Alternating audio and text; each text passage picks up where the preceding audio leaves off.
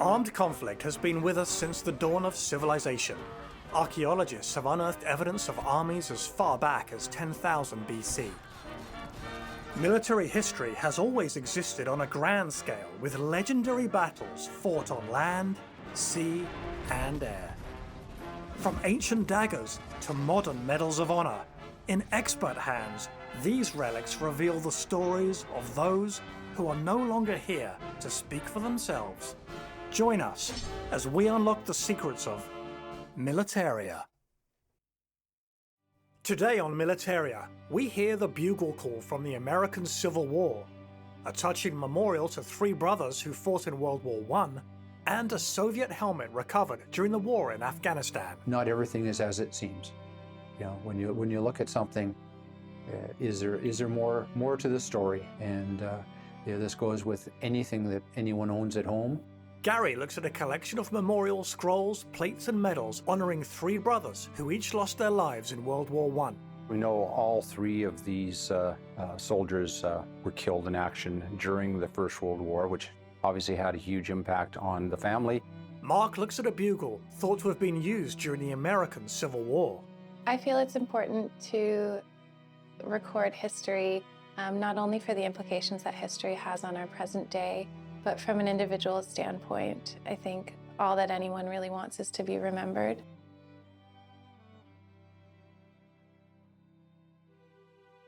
My name's Michelle. I'm the Research and Collections Coordinator at the Des Brisets Museum.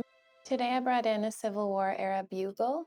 At the museum, my role is to take care of our collection. We're open year-round to the public, and our collection is extensive.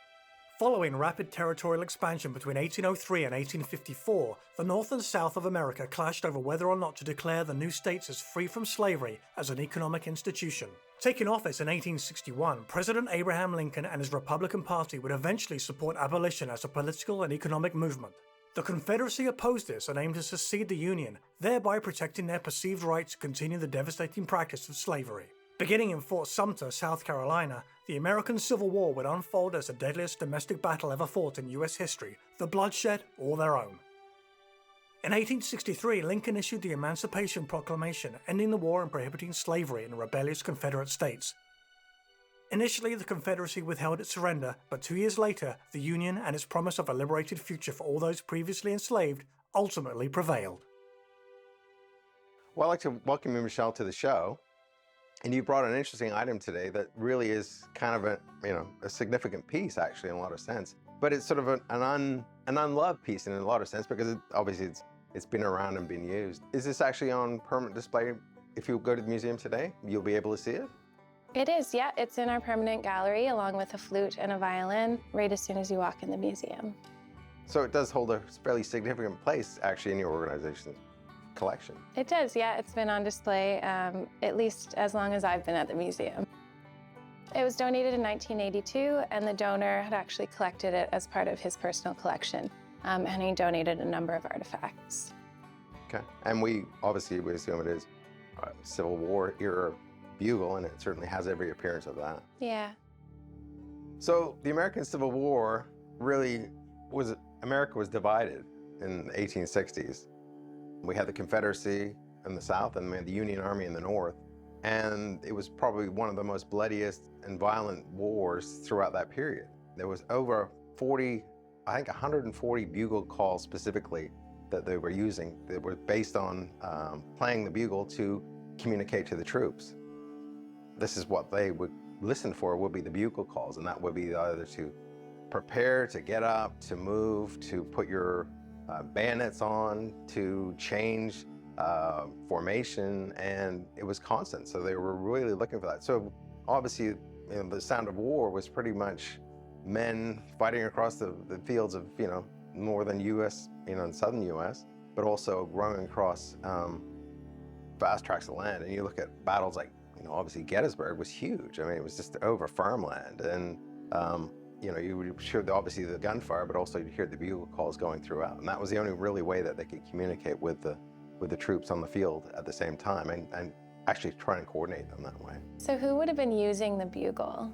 The bugle would have been assigned to a private or a basic level soldier who would be assigned to, obviously, an officer within either the Confederate Army or the Union Army. The armies seem to be used to the bugle was very similar throughout the course of the Civil War, in a sense that they had buglers that were actually soldiers working within the camps, and then they would be responsible for giving the messages to the troops, so that they would listen to bugle calls as they sat in their tents waiting for what was happening next. And then once the transition to fight and on the battlefields, they would have had buglers assigned to the ground troops, but also cavalry troops as well too. And cavalry would be a big part of that moving forward, and they would listen for the bugle calls to do it.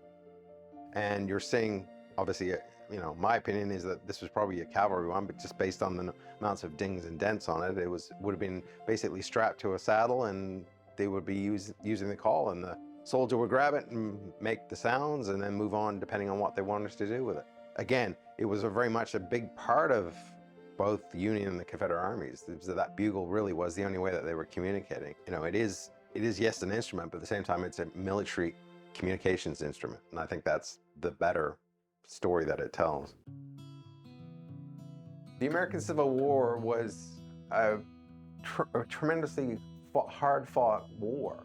It was very bloody, very the scales of the battles. And again, 1860s, it's hard to believe it's not really that long ago that basically America was torn apart between the Union armies of the North and the Confederate armies of the South. A significant amount of men were lost on these vast battlefields. And even today, you can go throughout the US and visit the battlefields, and Gettysburg obviously is the big example of that. There's a huge number of items that relate to the Civil War even today, and obviously we're seeing that example of that that's come as far here to Nova Scotia. The bugle represents that part of the war, and it represents being used as a war item. I mean, that's what it is.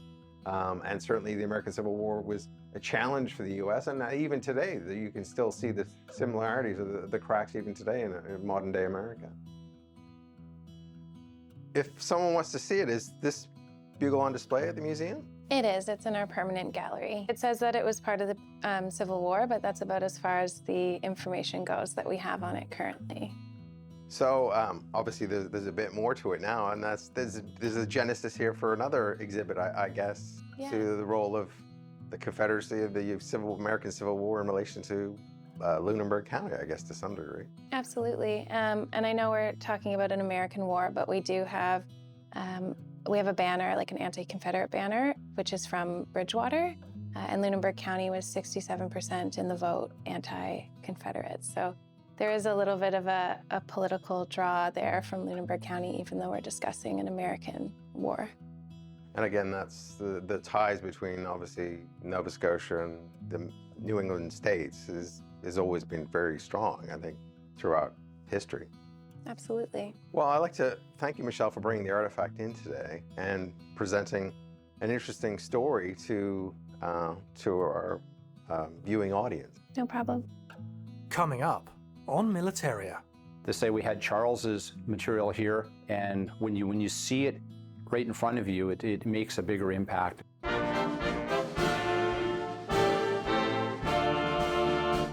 My name is Shara Kingston, and I am the collections manager for the Army Museum. Today I brought in the medals for the Livingston brothers. So the family has put together the scrolls, memorial scrolls, the memorial plaques, and the medals of three Livingston brothers who died in the First World War. Long before Great Britain's formal declaration of war, on August 4th, 1914, military culture was a familiar part of growing up for Canadian youth. Drills were incorporated into school gym classes, and cadets honed their skills through marching and target practice. The Canadian Expeditionary Forces who served overseas had an official minimum enlistment age of 18. However, many younger recruits still managed to find ways to join and to serve. Regardless of eligibility, most of the soldiers were young, and at a time when they should have been planning their futures, they instead prepared for war. The impact of CEF's sacrifices reached far beyond the foreign regions where they were made. Of the 30,000 Nova Scotians who fought in the Great War, 1/10 did not return, leaving their families and communities shattered.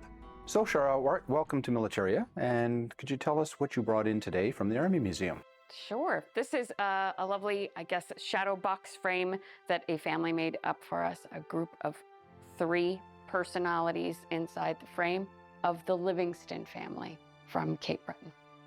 So we have Charles, who is a major in the 1st Canadian Mounted Rifle, and we have the memorial scroll, the memorial plaque, and his medals. And then we have the other brother, Hugh, who is a private in the 43rd Canadian Infantry Battalion. Again, scroll, plaque, medals. And then the final brother, David, who is a lieutenant in the 1st Canadian Motor Machine Gun Brigade, scroll, plaque, medals. And we have 2 memorial crosses to 2 of the 3 brothers. Unfortunately, the way that they are affixed to this display, we can't access the reverse to see which ones we have. So one of them is missing. So Shara, can you tell us what we know about the Livingstone brothers? Well, we know they came from a large family, an extended family of Livingstons, who, for the most part, what we can tell is they were around an area of Cape Breton called Big Brador or Brador Lake. These fellas in particular were from Blackbrook, which is just a little off to the side of that. These 3 brothers were the children of Hugh and Catherine Livingston. They had 4 sons. We don't have a lot of information about the 4th son, but there were 3 and the rest were daughters. So all 3 of them served and all 3 of them died. So we'll start with the eldest, who's in the center here, Charles Donald. He had been to school at Dal for law, was trained to be a lawyer, had gone back to Sydney and was doing some legal work there, and then moved to Saskatchewan and started kind of working towards being in the government, mayor. He was working towards that. And then he enlisted out in Saskatchewan. The next brother was Hugh, and he was in forestry. So he was doing physical work. And I believe he was in Sydney still. And then David, who was the youngest, he had just signed up to go to Dal Law School when the war broke out. So he didn't get to actually do that. To start with Charles here, he had actually joined the militia when he was out in Saskatchewan. He was part of A Squadron of the Canadian Light Horse, and that's what he listed as his previous service when he enlisted. And that's why I believe he was sent to the 1st Canadian Mounted Rifles, because at the beginning of the war, we seemed to think that we were going to be fighting this war on horses. That didn't work out so well, and all the mounted rifle regiments were converted to infantry, so he then became an infantry officer. You've got Hugh over there, who is a forester. He was actually in Winnipeg when he enrolled. He was enlisted in the 79th Cameron's Highlanders of Canada draft that then went overseas and reinforced the 43rd Canadian Infantry Battalion, which was the Cameron Highlanders of Canada as well. And then finally, David here, as you said, was going to Dal Law to become a lawyer, and he was listed being a member of the King's Canadian Hussars, which is a Valley regiment, the Annapolis Valley, and he enlisted in Aldershot. So he was originally 185th Battalion, which was the Cape Breton Highlanders, but obviously you could enlist in any part of Nova Scotia for that at that time. He got overseas. 185th was broken up. He was sent to the 85th Battalion, and from there he went to the machine gun school, trained as a machine gun officer, and then that's how he got in the 1st Canadian Motor Machine Gun Brigade when it was fighting in France and Belgium with them. And of course, the machine gun brigade was not just a machine gun in a trench, as we seem to think. It's the units that were machine gun were actually used in indirect fire and used much like artillery is used, and making a large beaten zone. It was more than just firing a machine gun. And with them, the 1st Canadian Motor Machine Gun Brigade, they were all motorized, so they were not actually on armored trucks for their protection. And so they were mobile and were used to move quickly to where the counter battery fire was required, or the machine gun fire was required. So the problem with most armies in the world is they train to the last war they fought. So the last real war that Canada fought was in South Africa, and cavalry was still an effective tool. Since the time between the the South African War, the Boer War, and the First World War, there is advances in technology. And really what did in the cavalry was the machine gun and the proper use of the machine gun. So, whereas the cavalry would, mass and then charge at a target, it's got to get from A to B. And the machine gun and artillery is going to stop that. So Cheryl, thank you so much for picking this artifact and bringing it in today. I think it's a great topic to talk about. You're welcome. It's my pleasure. I love that a family, someone, we don't know who that original donor was, but I love that somebody in that family understood that these things should all go together. I think the reason why it impacted me or why I'm drawn to this story is that the story of a community and the loss of a community as well as a family. We know that lots of people across Canada lost their loved ones, and those are important stories to tell too, but this is such a small community, so small that sometimes the areas aren't on the map, and that the extended family of all the Livingstons. So we've got cousins and uncles and sons that have all died and did not make it home. That's, I think, a great example of service and sacrifice of Canada. I mean, that really demolished an area. Coming up on Militaria. I was aware that in the southern edge of Afghanistan during the Soviet times, this whole area was mine. So we didn't want to go too far south. My